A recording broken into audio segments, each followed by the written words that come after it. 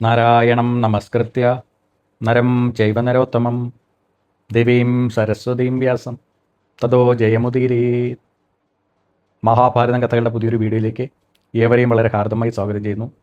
ഞാൻ റിജുരാമൻ.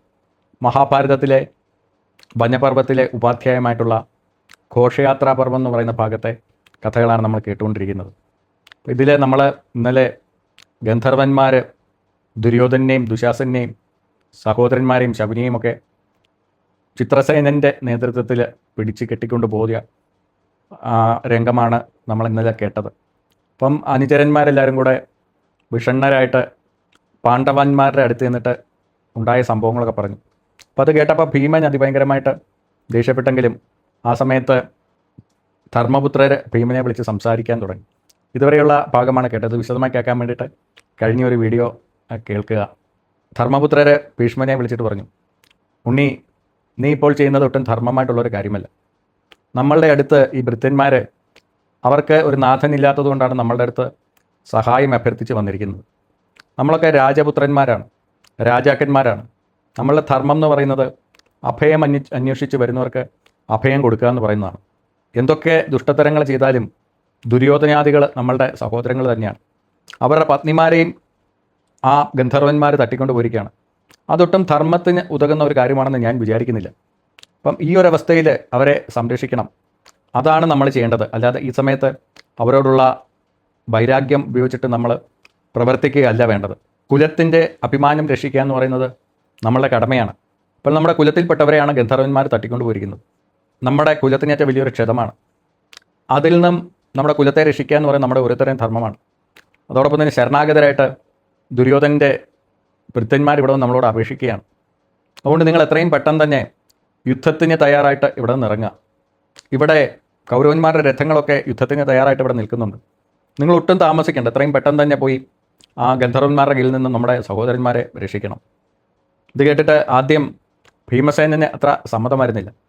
ആ സമയത്ത് അർജുനൻ തൻ്റെ ജ്യേഷ്ഠൻ്റെ ആജ്ഞയെ മാനിച്ചുകൊണ്ട് മുന്നോട്ട് വന്നിട്ട് പറഞ്ഞു, ആ ഗന്ധർവന്മാരെ അവരെത്ര വീരന്മാരായാലും ഞാൻ അവരെ എല്ലാവരെയും വധിച്ച് ഞാൻ അവരെ എല്ലാവരെയും നമ്മുടെ സഹോദരന്മാരെ ഞാൻ രക്ഷിക്കും.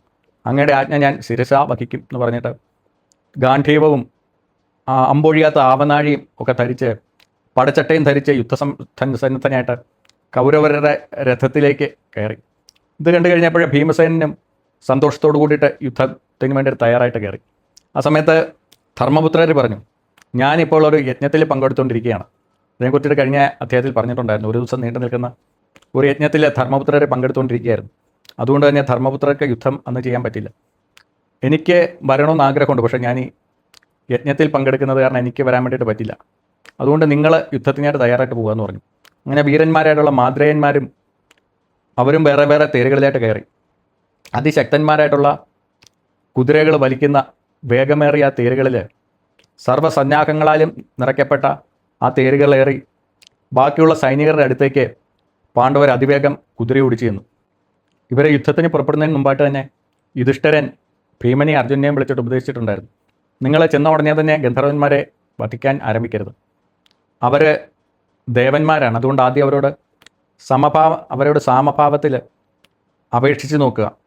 അതിനുശേഷവും അവർ അനുസരിക്കുന്നില്ല എങ്കിൽ മൃദുവായിട്ടുള്ള യുദ്ധം ചെയ്യുക. എന്നിട്ടും അവർ അനുസരിക്കുന്നില്ലെങ്കിൽ മാത്രമേ ശക്തിയായിട്ടുള്ള യുദ്ധം ചെയ്യാൻ വേണ്ടിയിട്ട് പാടുള്ളൂ എന്ന്. പിന്നെ ചേട്ടൻ്റെ വാക്കുകളെ ശിരസാ വഹിച്ചുകൊണ്ട് ഭീമസേനും അർജുനും നകുലിനും സഹദേവനും വേറെ വേറെ തേരുകളിലായിട്ട് അതിവേഗം കൗരവരുടെ ചിഹ്നിച്ചിതറി കിടക്കുന്ന കൗരവസേനയുടെ അടുത്തേക്ക് നിന്നു. പാണ്ഡവർ തേരേറി വരുന്നത് കണ്ടിട്ട് കൗരവസേന വിജയാഘോഷം മുഴക്കാൻ വേണ്ടിയിട്ട് തുടങ്ങി. അപ്പോൾ തേരിലേറി ബന്ധിതരായിട്ടുള്ള ദുര്യോധനെയും ദുശാസനെയും ശകുനിയും കേട്ട് പോയിക്കൊണ്ടിരുന്ന ആ ഗന്ധർവർ ഈ കോലാഹലം കേട്ടുകൊണ്ട് തിരിഞ്ഞു നിന്നപ്പോൾ പാണ്ഡവർ യുദ്ധസന്നരായിട്ട് വരുന്നത് കണ്ടിട്ട് അവരും യുദ്ധസന്നരായിട്ട് കാട്ടിൽ തന്നെ നിലയുറപ്പിച്ചു. അപ്പോൾ അവർ വരുന്ന സമയത്ത് അവരുടെ അടുത്തേക്ക് ചെന്ന സമയത്ത് അർജുനൻ ഞങ്ങളുടെ സഹോദരനായിട്ടുള്ള ദുര്യോധനെ മോചിപ്പിക്കുക എന്ന സിംഹഗർജനം പോലെ പറഞ്ഞു. അതിനുശേഷം അടുത്ത് നിന്നിട്ട് സൗമ്യഭാവത്തിൽ ഞങ്ങൾ കുഴപ്പമുണ്ടാക്കാൻ വേണ്ടിയിട്ട് വന്നതല്ല, നിങ്ങൾ ഞങ്ങളുടെ സഹോദരന്മാരെ ദയവേത് മോചിപ്പിക്കണമെന്ന് തൻ്റെ ജ്യേഷ്ഠൻ പറഞ്ഞ വാക്കുകൾ കേട്ടിട്ട് അർജുനൻ അപേക്ഷിച്ചു. ഇത് കേട്ട് കഴിഞ്ഞപ്പോഴേ അവരെ പരിഹാസത്തോടു കൂടിയിട്ട് ഗന്ധർവന്മാർ പറയാൻ വേണ്ടിയിട്ട് തുടങ്ങി, ഉണ്ണി, നിങ്ങൾ മനുഷ്യർ പറയുന്നത് കേട്ടിട്ട് അനുസരിക്കാൻ വേണ്ടിയിട്ട് ഇരിക്കുന്നവരല്ല ഞങ്ങൾക്കൊരു രാജാവേ ഉള്ളൂ, ഒരു ദേവേന്ദ്രനാണ്. ദേവേന്ദ്രനല്ലാതെ ആര് പറഞ്ഞാലും ഞങ്ങൾ അനുസരിക്കാൻ വേണ്ടിയിട്ട് തയ്യാറാകുകയില്ല. ജീവൻ വേണമെന്നുണ്ടെങ്കിൽ നിങ്ങൾ ഇവിടുന്ന് തിരിച്ചു പോകുന്നതായിരിക്കും നല്ലതെന്ന് പറയും. അപ്പം മര്യാദയ്ക്ക് ഇവരോട് സംസാരിച്ചിട്ട് കാര്യമില്ല എന്ന് മനസ്സിലായിട്ട് അർജുനൻ മൃദുവായിട്ടുള്ള അസ്ത്രങ്ങൾ ഉപയോഗിച്ചിട്ട് അവരെ ആക്രമിക്കാൻ വേണ്ടിയിട്ട് തുടങ്ങി. പക്ഷേ ആ സമയത്ത് ഗന്ധർവന്മാർ പൂർവാധീന ശക്തിയോട് കൂടിയിട്ട് ഇവർക്ക് നേരെ അസ്ത്രങ്ങൾ അയക്കാൻ വേണ്ടിയിട്ട് തുടങ്ങി. അപ്പം മൃദുവായിട്ടുള്ള സമീപനം കൊണ്ട് ഈ വീരന്മാരായിട്ടുള്ള ഗന്ധർവന്മാരുടെ അടുത്ത് കാര്യമില്ല എന്നുള്ള കാര്യം അർജുനനും ഭീമനും ഒക്കെ പെട്ടെന്ന് തന്നെ മനസ്സിലായി. ആ സമയത്ത് അവരും ശക്തമായിട്ടുള്ള അസ്ത്രങ്ങൾ അയക്കാൻ വേണ്ടിയിട്ട് തുടങ്ങി. അങ്ങനെ വീരന്മാരായിട്ടുള്ള ഗന്ധർവന്മാരും അതിശക്തന്മാരായിട്ടുള്ള പാണ്ഡവരും തമ്മിലുള്ള അതിഭയങ്കരമായിട്ടുള്ള ഒരു യുദ്ധമാണ് ആ കാട്ടിൽ വെച്ചിട്ട് നടന്നത്. നേരത്തെ കർണൻ്റെയും ദുര്യോധൻ്റെയും ഒക്കെ രഥം പൊടിയാക്കി അവരെയൊക്കെ പിടിച്ചു കിട്ടിയതുപോലെ തന്നെ അതേ ഒരു തന്ത്രത്തോടു കൂടിയിട്ട് തന്നെ ഗന്ധർവന്മാർ ഈ രഥം തകർക്കാൻ വേണ്ടിയിട്ട് 1000-ഉം 10,000-ഉമായിട്ട് ഓരോ രഥത്തിനെ പൊതിയാൻ വേണ്ടിയിട്ട് ശ്രമിച്ചു. പക്ഷേ വീരന്മാരായിട്ടുള്ള പാണ്ഡവരുടെ അസ്ത്രങ്ങൾ കാരണം അവർക്ക് ആ രഥത്തിൻ്റെ അടുത്തേക്ക് പോലും എത്താൻ വേണ്ടിയിട്ട് സാധിച്ചില്ല. അർജുനൻ്റെ നേരെ ആയിരക്കണക്കിന് പേര് ഒരുമിച്ചാണ് അസ്ത്രങ്ങൾ അയച്ചുകൊണ്ടിരുന്നത്. ആ അസ്ത്രങ്ങളെല്ലാം അർജുനൻ നിഷ്പ്രയാസം തൻ്റെ അസ്ത്രങ്ങൾ കൊണ്ട് മുറിക്കുകയും അതിനോടൊപ്പം തന്നെ അവർക്കെല്ലാം മുറിവേൽപ്പിക്കുകയും ചെയ്തു. ഇതേപോലെ തന്നെ ഭീമസേനൻ്റെയും നകുലൻ്റെയും സഹദേവൻ്റെയും രഥങ്ങൾ തകർക്കാൻ വേണ്ടിയിട്ട് ആയിരക്കണക്കിന് ഗന്ധർവന്മാർ ഒരുമിച്ച് ചേർന്നിട്ട് ആക്രമിക്കാൻ വേണ്ടിയിട്ട് തുടങ്ങി. പക്ഷേ ഇവരുടെ പോരാട്ടവീര്യം കാരണം ഗന്ധർവന്മാർക്കൊന്നും ഇവരുടെ അടുത്തേക്ക് എത്താനേ പറ്റിയില്ല. കൗരവന്മാരെ തോൽപ്പിക്കുന്നത് പോലെ ഒട്ടും എളുപ്പമല്ല ഇവരെ തോൽപ്പിക്കുന്നതെന്നുള്ള കാര്യം അവർക്ക് മനസ്സിലായി. അവരെ പെട്ടെന്ന് തന്നെ അർജുൻ്റെയും ഭീമൻ്റെയും നകുല സഹദേവന്മാരുടെ അസ്ത്രങ്ങൾ ഏറ്റിട്ട് ഗന്ധർവന്മാർ അനവധി മരിച്ചു വീഴാൻ വേണ്ടിയിട്ട് തുടങ്ങി. അങ്ങനെ തറയിൽ നിന്നുകൊണ്ട് യുദ്ധം ചെയ്ത് കഴിഞ്ഞാൽ ഇവരെ ഒരിക്കലും തോൽപ്പിക്കാൻ പറ്റില്ല എന്ന് മനസ്സിലാക്കിയിട്ട് മായാവികളായിട്ടുള്ള ഗന്ധർവന്മാർ ബന്ധിതരായിട്ടുള്ള ദുര്യോധനെയും ബാക്കിയുള്ളവരെ എടുത്തുകൊണ്ട് ആകാശത്തിലേക്ക് ഉയർന്നു. ആ സമയത്ത് അർജുനൻ മഴ പെയ്യുന്നത് പോലെ അസ്ത്രങ്ങൾ എഴുതി ഒരു കൂടാരം പോലെ ഉണ്ടാക്കി അവർക്ക് മുകളിലേക്ക് പോകാൻ പറ്റാത്ത അവസ്ഥയാക്കി. അങ്ങനെ ആകാശത്ത് നിൽക്കുന്ന ഗന്ധർവന്മാരെ 4 പേരും ചേർന്ന് അസ്ത്രങ്ങൾ എഴുതി താഴേക്ക് വീഴിക്കാൻ വേണ്ടിയിട്ട് തുടങ്ങി. അങ്ങനെ ഗന്ധർവൻ്റെ പട അതിഭയങ്കരമായിട്ട് ഭയപ്പെട്ടു പോയി. അവരെ എല്ലാവരും ചത്തൊടുങ്ങും എന്നുള്ളൊരവസ്ഥയിലേക്ക് എത്തി. ആ സമയത്ത് അവരുടെ രാജാവായിട്ടുള്ള ചിത്രസേനൻ അവിടെ എത്തി. തൻ്റെ പടയാളികളെല്ലാം മരിച്ചു വീഴുന്നത് കണ്ട് ചിത്രസേനൻ അവിടെ വന്നിട്ട് മായായുദ്ധം കൗരവരോട് ചെയ്തതുപോലെ തന്നെ മായായുദ്ധം ചെയ്യാൻ വേണ്ടിയിട്ട് തുടങ്ങി. അവർ മായായുദ്ധം ആരംഭിച്ച സമയത്ത് അർജുനൻ തനിക്കറിയാവുന്ന ദിവ്യാസ്ത്രങ്ങളെല്ലാം അവരുടെ നേരെ പ്രയോഗിക്കാൻ വേണ്ടിയിട്ട് തുടങ്ങി. ചിത്രസേനനും ദിവ്യാസ്ത്രങ്ങൾ പ്രയോഗിക്കാൻ വേണ്ടിയിട്ട് തുടങ്ങി. അങ്ങനെ അതിഭയങ്കരമായിട്ടുള്ളൊരു യുദ്ധമാണ് നടന്നത്. ചിത്രസേനൻ പ്രയോഗിച്ച ദിവ്യാസ്ത്രങ്ങളെ എല്ലാം അർജുനൻ തടഞ്ഞു നിർത്തി. മറിഞ്ഞു നിന്നുകൊണ്ട് യുദ്ധം ചെയ്യുന്ന മായികവിദ്യ ചിത്രസേനൻ ഉപയോഗിക്കാൻ വേണ്ടിയിട്ട് തുടങ്ങി. സമയത്ത് അർജുനൻ ദിവ്യാസ്ത്രങ്ങൾ അയച്ചിട്ട് ആ മായ കൊണ്ടുണ്ടാക്കിയ മറവിനെയെല്ലാം അങ്ങനെ ചിത്രസേനൻ വീണ്ടും പ്രത്യക്ഷപ്പെട്ടു. ചിത്രസേനൻ്റെ വില്ലും തേരുമെല്ലാം അർജുനൻ അമ്പുകൾ ചെയ്ത് തകർത്തു. അപ്പോൾ ചിത്രസേനൻ തൻ്റെ അതിഗംഭീരമായിട്ടുള്ള ഗദയെടുത്തിട്ട് അർജുനൻ്റെ തേരിന് നേരെ വലിച്ചെറിഞ്ഞു. ആ ഗദയെ അർജുനൻ 100 അമ്പുകൾ എഴുതിയിട്ട് പല കഷ്ണങ്ങളായിട്ട് ചിതറിച്ചു വിട്ടു. തൻ്റെ ആയുധങ്ങളൊന്നും ഇവരുടെ മേലെ ഫലിക്കാതെ വന്ന് കണ്ടപ്പോൾ ചിത്രസേനും അവിടെ നിന്ന് രക്ഷപ്പെടുന്നതാണ് പന്തിയും തോന്നിയിട്ട് ദുര്യോധനെ എടുത്തുകൊണ്ട് ആകാശത്തിലൂടെ രക്ഷപ്പെടാൻ വേണ്ടിയിട്ട് ശ്രമിച്ചു. പക്ഷേ അസ്ത്രങ്ങൾ ഉപയോഗിച്ചിട്ട് അർജുനൻ അവരെയും തടഞ്ഞു നിർത്തി. അവർ പോകുന്നിടത്തൊക്കെ അസ്ത്രങ്ങൾ മുമ്പിലേക്ക് വരാൻ വേണ്ടിയിട്ട് തുടങ്ങി. അങ്ങനെ അർജുനൻ്റെ ഭീമൻ്റെയും മാദ്രയന്മാരുടെയും അസ്ത്രങ്ങളിൽ നിന്ന് തങ്ങൾക്ക് ജീവനോടെ രക്ഷപ്പെടാൻ പറ്റുകയില്ല എന്നുള്ള കാര്യം ചിത്രസേനും ബാക്കിയുള്ള ഗന്ധർവന്മാർക്കും മനസ്സിലായി. തൻ്റെ ജീവൻ പോകുമെന്നുള്ള കാര്യം ഏകദേശം ഉറപ്പായിട്ടുള്ള ചിത്രസേനൻ പെട്ടെന്ന് തന്നെ അർജുനൻ്റെ തേരിൻ്റെ അടുത്തേക്ക് എന്നിട്ട് പറഞ്ഞു, ഞാൻ അങ്ങയുടെ സഖാവായിട്ടുള്ള ചിത്രസേനാണ്, അങ്ങ് യുദ്ധം നിർത്തണമെന്ന് അപേക്ഷിച്ചു. അപ്പോൾ ഇത് ചിത്രസേനാണെന്ന് മനസ്സിലായിട്ടുള്ള അർജുനൻ പെട്ടെന്ന് തന്നെ തൻ്റെ വില്ലിൽ തൊടുത്തിരുന്ന അസ്ത്രം പിൻവലിച്ചു. ഇത് കണ്ടിട്ടുള്ള ബാക്കിയുള്ള പാണ്ഡവരും പെട്ടെന്ന് തന്നെ തങ്ങളുടെ ആയുധപ്രയോഗം മതിയാക്കി. അങ്ങനെ അവർ മന്ദഹസിച്ചുകൊണ്ട് പരസ്പരം കുശലാന്വേഷണങ്ങളൊക്കെ നടത്താൻ തുടങ്ങി. ഈ യുദ്ധം ചെയ്തുകൊണ്ടിരിക്കുന്നവർ പെട്ടെന്ന് പരസ്പരം സംസാരിക്കുന്ന കണ്ടിട്ട് ബാക്കിയുള്ള ഗന്ധർവന്മാരൊക്കെ കൗതുകത്തോടു കൂടിയിട്ട് നോക്കി നിൽക്കാൻ വേണ്ടിയിട്ട് തുടങ്ങി. ആ സമയത്ത് അർജുനൻ ചിത്രസേനോട് ചോദിച്ചു, അങ്ങ് വലിയ ധർമ്മിഷ്ഠനായിട്ടുള്ള ഗന്ധർവരാജാവാണല്ലോ, അങ്ങ് എന്തിനാണ് ഈ ദുര്യോധനെയും അവൻ്റെ ഭാര്യമാരെയൊക്കെ പിടിച്ചു കെട്ടിക്കൊണ്ട് പോകാൻ വേണ്ടിയിട്ട് ഒരുങ്ങിയത്? എന്താണ് അതിൻ്റെ പുറകുള്ള രഹസ്യം ചോദിച്ചു. ചിത്രസേനൻ പറഞ്ഞു, ഒരുപക്ഷെ അങ്ങേക്ക് അറിയാവുന്നതായിരിക്കും, ഈ ദുര്യോധനാദികൾ ഇവിടെ വന്നിട്ടുള്ളത് അവർ നായാട്ടിന് വേണ്ടിയിട്ടൊന്നും വന്നതല്ല. ഇവിടെ കഷ്ടപ്പെട്ടുകൊണ്ട് ഇരിക്കുന്ന നിങ്ങളുടെ മുമ്പിൽ മേനി കാണിക്കാൻ വേണ്ടിയിട്ട് മാത്രമാണ് അവൻ വന്നത്. അവൻ്റെ മേനി കണ്ട് നിങ്ങളെ ദുഃഖിപ്പിക്കുക എന്നുള്ളതായിരുന്നു അവൻ്റെ ലക്ഷ്യം. ഇതറിഞ്ഞിട്ടുള്ള ദേവേന്ദ്രൻ എന്നെ വിളിച്ചിട്ട് എന്നോട് ആജ്ഞാപിക്കുകയാണ് ചെയ്തത്. എൻ്റെ മകനായിട്ടുള്ള അർജുനൻ കൂട്ടരും അവിടെ വിഷമിച്ചിരിക്കുന്ന സമയത്ത് ദുര്യോധനൻ എന്ന് പറയുന്ന ആ ദുരാത്മാവ് അവരെ വിഷമിപ്പിക്കുക എന്നുള്ള ലക്ഷ്യത്തോടു കൂടിയിട്ട് പ്രൗഢി കാണിക്കാൻ വേണ്ടിയിട്ട് അവിടെ ചെല്ലുന്നുണ്ട്. അത് അവൻ്റെ അഹങ്കാരമാണ്. അതുകൊണ്ട് അവൻ്റെ അഹങ്കാരം തീർക്കാൻ വേണ്ടിയിട്ട് അവനെ പിടിച്ചു കെട്ടിക്കൊണ്ട് ഇവിടെ കൊണ്ടുവരാൻ പറഞ്ഞു. അങ്ങനെയാണ് ഞാൻ ആ കാട്ടിലേക്ക് എന്നത് അവരുമായിട്ട് യുദ്ധം ചെയ്തതും അവരെ പിടിച്ചു കെട്ടിക്കൊണ്ട് വന്നതും.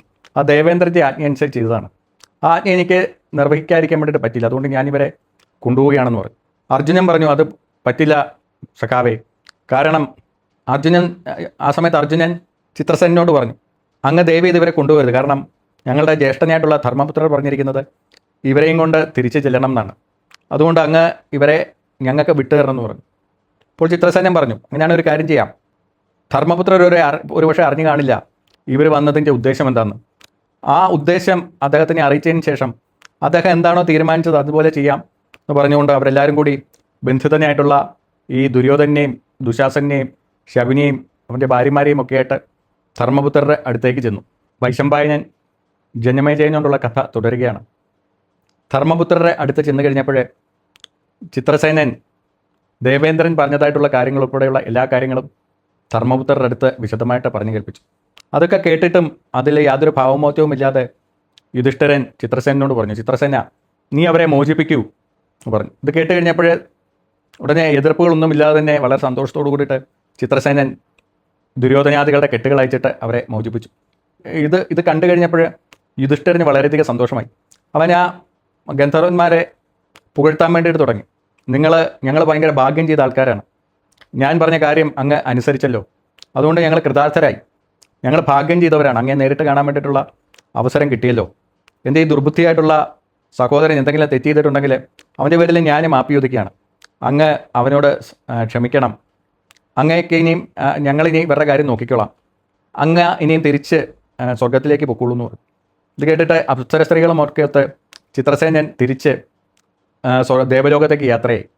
ആ സമയത്ത് അപമാനിതനായിട്ട് നിന്ന ദുര്യോധനൻ്റെ അടുത്തേക്ക് എന്നിട്ട് ദുര്യോധനെ ചേർത്ത് പിടിച്ചിട്ട് യുധിഷ്ഠിരൻ പറഞ്ഞു, ഉണ്ണി നീ ഇതുപോലെയുള്ള മഹാപാതകങ്ങൾക്കായിട്ടൊന്നും ഇറങ്ങിത്തിരിക്കരുത്. നീ ഇപ്പോൾ ചെയ്ത വലിയൊരു അവിവേകമാണ്. ഗന്ധർവന്മാരോട് യുദ്ധം ചെയ്യുക എന്ന് പറയുന്നത് അത് ആത്മഹത്യയ്ക്ക് തുല്യമായിട്ടുള്ള ഒരു കാര്യമാണ്. ഇനി നീ ഇങ്ങനെയുള്ള സാഹസങ്ങൾക്ക് ഇറങ്ങി പുറപ്പെടുന്നതിന് മുമ്പായിട്ട് നല്ലപോലെ ആലോചിച്ചിട്ട് വേണം ഇറങ്ങാൻ വേണ്ടിയിട്ട്. നീ സമയം കളയാതെ എത്രയും പെട്ടെന്ന് തന്നെ തിരിച്ച് ഗ്രഹത്തിലേക്ക് പൊക്കോളൂ എന്ന് പറഞ്ഞിട്ട് പറഞ്ഞു വിട്ടു. ആ സമയത്ത് ലജ്ജാഭാരം കൊണ്ട് ഭൂമി പിളർന്ന് ഇല്ലാതായെങ്കിൽ പോയെങ്കിലെന്ന് ദുര്യോധനൻ ആലോചിച്ചു. അങ്ങനെ ലജ്ജ കൊണ്ട് കണ്ണുകളൊക്കെ നിറഞ്ഞു തുളുമ്പിയ ദുര്യോധനൻ ധർമ്മപുത്രരുടെ മുമ്പിൽ കൈകൾ കൂപ്പിയിട്ട് കുനിഞ്ഞ ശിരസുമായിട്ട് തിരിച്ച് ഹസ്തിനപുരിയിലേക്ക് യാത്രയായി. ദുര്യോധനനും ഗന്ധർവന്മാരും തങ്ങളെ വിട്ടുപോയതിനു ശേഷം പാണ്ഡവന്മാർ പാഞ്ചാലിയോടൊപ്പം വളരെ സുഖമായിട്ട് സജ്ജനങ്ങളോടൊപ്പം ആ കാട്ടിൽ വസിക്കാൻ വേണ്ടിയിട്ട് തുടങ്ങി. ഈ സമയം ഹസ്തിനാപുരിയിലേക്ക് തിരിച്ചെത്തിയ ദുര്യോധനൻ തനിക്കേറ്റ ആപത്തോർത്തിട്ട് ഇനി ജീവിച്ചിരുന്നിട്ട് കാര്യമില്ല എന്നുള്ള ഒരു അവസ്ഥയിലേക്ക് എത്തിച്ചേർന്നു. അപമാനഭാരം കൊണ്ട് അവൻ ആരെയും കാണുന്നത് ഇഷ്ടമില്ലാത്ത അവസ്ഥയായി. ദുഃഖത്താലും അതികഠിനമായിട്ടുള്ള അപമാനത്താലും ആത്മഹത്യയെക്കുറിച്ച് തന്നെ ചിന്തിച്ചുകൊണ്ടാണ് ദുര്യോധനൻ ഇരുന്നത്. ആ സമയത്ത് കർണൻ ദുര്യോധനെ കാണാൻ വേണ്ടിയിട്ട് ചെന്നു.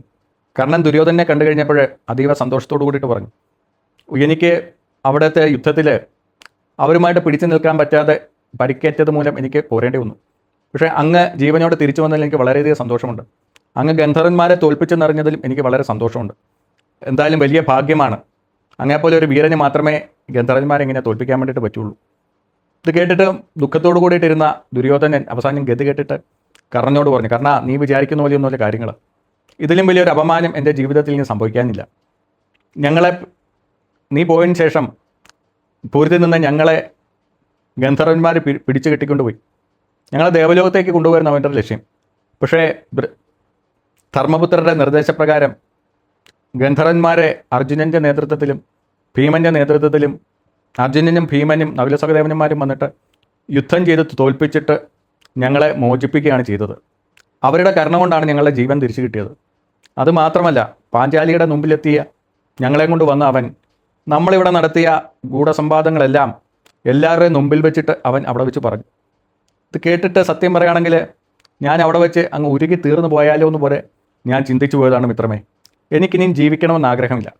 ഞാനിനി പട്ടിണി കിടന്ന് മരിക്കാൻ വേണ്ടിയിട്ട് തീരുമാനിച്ചിരിക്കുകയാണ്. ഞാൻ ഇനിയും ജലപാനമില്ലാതെ മരിക്കാൻ വേണ്ടിയിട്ട് തീരുമാനിച്ചിരിക്കുകയാണ്. ഇനി ഞാൻ ജീവിച്ചിരിക്കുന്നതിൽ ഒരു അർത്ഥവുമുണ്ടെന്ന് എനിക്ക് തോന്നുന്നില്ല. വിഷാദം കൊണ്ട് ദുര്യോധനൻ അതിഭയങ്കരമായിട്ട് കിടന്ന് വിലപിക്കാൻ വേണ്ടിയിട്ട് തുടങ്ങി. കാരണം പല രീതിയിലും ദുര്യോധനെ ആശ്വസിപ്പിക്കാൻ ശ്രമിച്ചു. പക്ഷെ അതുകൊണ്ടൊന്നും ദുര്യോധനൻ്റെ മനസ്സിൽ ചെറിയൊരു ആശ്വാസം പോലും കിട്ടാൻ വേണ്ടിയിട്ട് സാധിച്ചില്ല. കാരണം ഇതിലും വലിയൊരു അപമാനം ഒരു പുരുഷൻ്റെ ജീവിതത്തിൽ വരാൻ വേണ്ടിയിട്ടില്ല. അവിടെ ഗൂഢാലോചന നടത്തിയെന്ന് മാത്രമല്ല, ഗൂഢാലോചന പൊളിയുകയും ആ ഗൂഢാലോചന നടത്തിയ കാര്യം ശത്രുക്കൾ അറിയുകയും ചെയ്തിരിക്കുകയാണ്, പ്രത്യേകിച്ചും പാഞ്ചാലി. അപ്പോൾ ഇനിയും ദുര്യോധനൻ അങ്ങനെ പട്ടിണി കിടന്ന് മരിക്കാൻ വേണ്ടിയിട്ടുള്ള തീരുമാനത്തിലേക്ക് എത്തി. ഞാനിനി പ്രായോപവേശം, അതായത് പട്ടിണി കിടന്ന് മരിക്കാൻ വേണ്ടിയിട്ട് തീരുമാനിച്ചു. അതിനുള്ള തയ്യാറെടുപ്പുകളൊക്കെ ഞാൻ ചെയ്യുകയാണെന്ന് പറഞ്ഞു. ദുര്യോധനൻ തൻ്റെ വിലാപം തുടർന്നുകൊണ്ടേയിരുന്നു. ഇതിലും വലിയൊരു അപമാനം ഒരു രാജാവിന് എവിടെ നിന്ന് വരാനാണ്? ഞാൻ ഗന്ധർവന്മാരുമായിട്ടുള്ള യുദ്ധത്തിൽ മരിച്ചിരുന്നുവെങ്കിൽ എൻ്റെ യശസ് ഈ ലോകമെങ്കും പടർന്നേനെ. എനിക്ക് വീരമൃത്യു വരിച്ച് സ്വർഗ്ഗലോകത്തേക്ക് പോവുകയും ചെയ്യാൻ. ഇതിലും വലിയൊരു അപമാനം ഒരു രാജാവിന് എവിടെ നിന്ന് കിട്ടാനാണ്? ഞാൻ ആരെയാണോ ശത്രുക്കളായിട്ട് കണ്ടത് അവരുടെ മുമ്പിൽ വെച്ച് തന്നെ ഇതിലും വലിയൊരു അപമാനം കിട്ടുക എന്ന് പറഞ്ഞു കഴിഞ്ഞാൽ അത് സഹിക്കാൻ എന്നെക്കൊണ്ട് പറ്റുന്ന ഒരു കാര്യമേ അല്ല. ഇങ്ങനെ കിടന്ന് ഒരു കൊച്ചുകുട്ടിയെപ്പോലെ കിടന്നുകൊണ്ട് അപമാനഭാരം സഹിക്കാൻ വയ്യാത്ത ദുര്യോധനൻ കിടന്ന് വിലപിക്കാൻ വേണ്ടിയിട്ട് തുടങ്ങി. ആ സമയത്ത് ദുശാസനൻ ചെന്നിട്ട് ദുര്യോധനെ അന്വേഷിക്കാൻ വേണ്ടിയിട്ടുള്ള ശ്രമങ്ങളൊക്കെ നടത്തി. പക്ഷേ ദുര്യോധനൻ ദുശാസനോട് പറഞ്ഞു, നീ എന്നെ പിന്തിരിപ്പിക്കാൻ വേണ്ടിയിട്ട് ശ്രമിക്കേണ്ട. എനിക്കിനിയും നമ്മളുടെ പിതാമഹനായിട്ടുള്ള ഭീഷ്മനെയോ അച്ഛനെയോ ദ്രോണരെയോ നമ്മളുടെ ബന്ധുജനങ്ങളെ ഒന്നും കാണാൻ വേണ്ടിയിട്ടുള്ള ശക്തിയില്ല. അന്തഃപുരത്തിലെത്തി എൻ്റെ ഭാര്യമാരെ കാണാൻ വേണ്ടിയിട്ടുള്ള ശക്തി എനിക്കില്ല. ഞാൻ മരിക്കുന്നത് തന്നെയാണ് നല്ലത്. അതുകൊണ്ട് നീ ഇനിയും എൻ്റെ രാജ്യഭാരം ഏറ്റെടുക്കണം. നിന്നെ ഞാൻ ഇവിടെ വെച്ച് ഇപ്പോൾ രാജാവായിട്ട് അഭിഷേകം ചെയ്യുകയാണ്. നീ എൻ്റെ അടുത്തേക്ക് വരും, നിന്നെ ഞാനൊന്ന് കെട്ടിപ്പിടിക്കട്ടെ.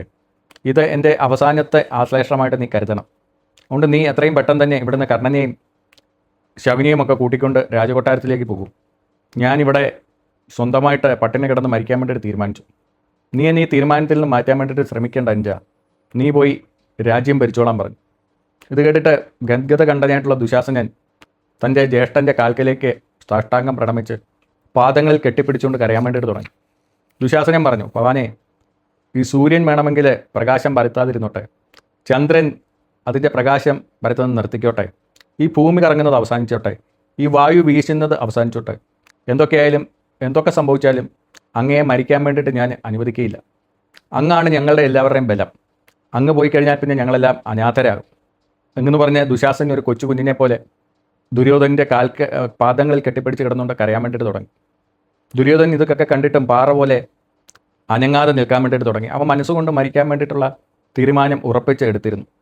ആ സമയത്ത് കർണൻ വന്നിട്ട് പറഞ്ഞു, നിങ്ങൾ എന്തൊരു മണ്ടത്തരമാണ് ചെയ്യുന്നത്? ദുഃഖത്തെ ദുഃഖം കൊണ്ട് നേരിടാൻ വേണ്ടിയിട്ടാണോ നിങ്ങൾ തീരുമാനിച്ചിരിക്കുന്നത്? ഭവാൻ എന്തിൻ്റെ പേരിലാണ് മരിക്കാൻ വേണ്ടിയിട്ട് തീരുമാനിച്ചിരിക്കുന്നത്? അങ്ങയുടെ ദാസന്മാരല്ലേ പാണ്ഡവരെ? ഒരു രാജാവിനെ സംരക്ഷിക്കുക എന്ന് പറയുന്നത് ദാസന്മാരുടെ കടമയാണ്. ആ ഒരു കടമ മാത്രമാണ് അവർ ചെയ്തിരിക്കുന്നത്. അതുകൊണ്ട് അങ്ങ് ഒട്ടും വിഷമിക്കേണ്ട ആവശ്യമില്ല. അങ്ങൊരു കാര്യം ആലോചിക്കും, അങ്ങേ ആ ഗന്ധർവന്മാർ തട്ടിക്കൊണ്ടുപോയി സ്വർഗ്ഗലോകത്തിലേക്ക് കൊണ്ടുപോയി വധിച്ചിരുന്നെങ്കിൽ അങ്ങയുടെ അവസ്ഥ എന്താകുമായിരുന്നു? അപ്പം അങ്ങേക്ക് ജീവനെങ്കിലും തിരിച്ചു കിട്ടിയില്ലേ? അങ്ങയുടെ സഹോദരങ്ങളല്ലേ അത് ചെയ്തത്. അതുകൊണ്ട് അങ്ങ് വിഷമിക്കേണ്ട യാതൊരു ആവശ്യവുമില്ല. തന്നെയല്ല, അങ്ങയുടെ അധീനതയിൽ കഴിയുന്നവരാണ് അവർ. അവരുടെ ധർമ്മമാണ് അങ്ങയെ രക്ഷിക്കുക എന്നുള്ളത്. ഇത് കേട്ടിട്ടൊന്നും ദുര്യോധനന് യാതൊരു വിധത്തിലുള്ള ശാന്തതയും ഉണ്ടായില്ല. ആ സമയത്ത് ശകുനി വന്നിട്ട് പറഞ്ഞു, പുത്ര, നീ ഇങ്ങനെ വിഷമിക്കരുത്. നിനക്ക് വേണ്ടിയിട്ട് പാണ്ഡവർ നന്മയല്ലേ ചെയ്തത്. നിനക്ക് യശസ് ഉണ്ടാക്കാൻ വേണ്ടിയിട്ടുള്ള ഒരു മാർഗ്ഗം ഞാൻ പറഞ്ഞു തരാം. നീ പോയിട്ട് പാണ്ഡവരെ പോയി വിളിച്ചുകൊണ്ട് വരും. എന്നിട്ട് അവർക്ക് അവരുടെ അച്ഛൻ്റെ രാജ്യം തിരിച്ചു കൊടുക്കൂ. അങ്ങനെ നിനക്ക് വീണ്ടും യശസ് നേടിയെടുക്കാൻ വേണ്ടിയിട്ട് പറ്റും. അവർ നിൻ്റെ സഹോദരന്മാരല്ലേ. നീ നല്ല ബുദ്ധി തോന്നി അവരെ തിരിച്ചു വിളിച്ചുകൊണ്ട് വരും. അതോടുകൂടി നിനക്ക് നിൻ്റെ ആ പഴയ പ്രതാപത്തിലേക്ക് തിരിച്ചു വരാൻ വേണ്ടിയിട്ട് സാധിക്കും. പക്ഷേ ഇതൊക്കെ കേട്ടിട്ടും ദുര്യോധനൻ്റെ മനസ്സിന് യാതൊരു ശാന്തതയും ഉണ്ടായില്ല. അവൻ പറഞ്ഞു, ഞാൻ എന്തായാലും പ്രായോപവേശം ചെയ്യാൻ വേണ്ടിയിട്ട് തീരുമാനിച്ചിരിക്കുകയാണ്. നിങ്ങൾക്കതിൽ നിന്ന് എന്നെ പിന്മാറ്റാൻ വേണ്ടിയിട്ട് പറ്റില്ല. ഞാൻ ഇവിടെ വെച്ച് ജീവിതം അവസാനിപ്പിച്ചില്ലെങ്കിൽ ഞാൻ ജീവിക്കുന്നതിൽ യാതൊരു അർത്ഥവുമുണ്ടെന്ന് എനിക്ക് തോന്നുന്നില്ല. അതുകൊണ്ട് ഞാൻ ചെയ്യാൻ വേണ്ടിയിട്ട് നിങ്ങൾ അനുവദിക്കണം. നിങ്ങൾ ദയവ് ചെയ്ത് ഇവിടെ നിന്ന് പോയി തരണം എന്ന് പറഞ്ഞുകൊണ്ട് അവരോട് ദുര്യോധനൻ അപേക്ഷിക്കാൻ വേണ്ടിയിട്ട് തുടങ്ങി. ശകുനിയുടെ വാക്കുകൾ കേട്ടിട്ടും ദുര്യോധനന് യാതൊരു ആശ്വാസവും മനസ്സിലുണ്ടായില്ല. അവൻ തൻ്റെ കാൽക്കൽ കിടന്നിരുന്ന ദുശാസനെ പിടിച്ചെഴുന്നേപ്പിച്ചിട്ട് അവനെ നെറുകയിൽ മോഹിച്ചു. എന്നിട്ട് അവിടെ ഉണ്ടായിരുന്ന തൻ്റെ ബന്ധുജനങ്ങളോടും കർണനോടും ഒക്കെ അവരെല്ലാവരും കൊട്ടാരത്തിലേക്ക് പൊക്കോളൂ, ഞാൻ പ്രായോപവേശം ചെയ്യാൻ വേണ്ടിയിട്ട് തീരുമാനിച്ചിരിക്കുന്നു എന്ന് പറഞ്ഞു. അങ്ങനെ അതിനായിട്ടുള്ള തയ്യാറെടുപ്പുകളൊക്കെ നടത്തി അവിടെ ദർഭപ്പുല്ല് വിരിച്ച് അതിൽ വെള്ളം തളിച്ച് ശുദ്ധി വരുത്തി ശരീരം ആചമനീയം ചെയ്ത് ശുദ്ധം വരുത്തിയതിന് ശേഷം ആ ദർഭപ്പുല്ലിൻ്റെ പുറത്ത് തൻ്റെ ഉള്ളിൽ മനസ്സിൻ്റെ ഭാഗത്തായിട്ട് ചിതയെ ഉണർത്തി മരണം കാത്ത് ആ ദുര്യോധന രാജാവ് അവിടെ കിടന്നു. അപ്പം ഇവൻ പ്രായോപവേശം ചെയ്യാൻ പോകുന്നു എന്നുള്ള വിവരം പാതാളത്തിൽ ദേവന്മാരെ പേടിച്ചിട്ട് ഒളിച്ച് ജീവിച്ചിരുന്ന രൗദ്രന്മാരെന്ന് പറയുന്ന അസുരന്മാരറിഞ്ഞു. അപ്പോൾ തങ്ങളുടെ ഒരു ബലം നശിക്കാൻ പോകണമെന്ന് മനസ്സിലാക്കിയിട്ടുള്ള അവർ ബൃഹസ്പതിയിൽ നിന്നും ശുക്രനിൽ നിന്നും അവർ യാഗങ്ങൾ ചെയ്യാൻ വേണ്ടിയുള്ള വിദ്യകളൊക്കെ അഭ്യസിച്ചിട്ടുണ്ടായിരുന്നു. അങ്ങനെ അവർ ആ പാതാളത്തിൽ ഇരുന്നുകൊണ്ട് ഒരു വലിയ മന്ത്രഹോമം ചെയ്തു. അതിൽ നിന്ന് ഒരു കൃത്യ എന്ന് പറയുന്ന ഒരു ദുർദേവത ഉയർന്നു വന്നു. ആ കൃത്യ ഈ ദൈത്യന്മാരോട് ചോദിച്ചു, അസുരന്മാരോട്, രൗദ്രന്മാരോട് ചോദിച്ചു, ഞാൻ എന്താണ് നിങ്ങൾക്ക് വേണ്ടിയിട്ട് ചെയ്തു തരേണ്ടത്? അപ്പോൾ അവർ പറഞ്ഞു, നിങ്ങൾ പോയിട്ട് ആരും അറിയാതെ ദുര്യോധനൻ അവിടെ മരിക്കാൻ വേണ്ടിയിട്ട് കിടപ്പുണ്ട്, അവനെ എത്രയും പെട്ടെന്ന് എടുത്തുകൊണ്ട് ഇവിടെ കൊണ്ടുവരാൻ പറഞ്ഞു. അങ്ങനെ കൃത്യ ഇവരുടെ നിർദ്ദേശം അനുസരിച്ച് അവിടെ ഇരിക്കുന്ന ആരും അറിയാതെ നിമിഷ നേരം കൊണ്ട് ആ ദുര്യോധനെ എടുത്തുകൊണ്ട് പാതാളത്തിലേക്ക് കൊണ്ടുവന്ന് ദൈത്യന്മാരുടെ മുമ്പിൽ കൊണ്ടുവന്നിരുത്തി. ഇനി എന്താണ് സംഭവിച്ചെന്നുള്ളത് നമുക്ക് അടുത്തൊരു വീഡിയോയിൽ കാണാം. ഇതുവരെ ക്ഷമയോട് കൂടിയിട്ട് കേട്ട നിങ്ങൾക്ക് എല്ലാവർക്കും എൻ്റെ ഹൃദയത്തിൽ നിന്നുള്ള നന്ദി അറിയിക്കുന്നു. പുതിയ വീഡിയോയിൽ നമുക്ക് വീണ്ടും കാണാം. നമസ്കാരം.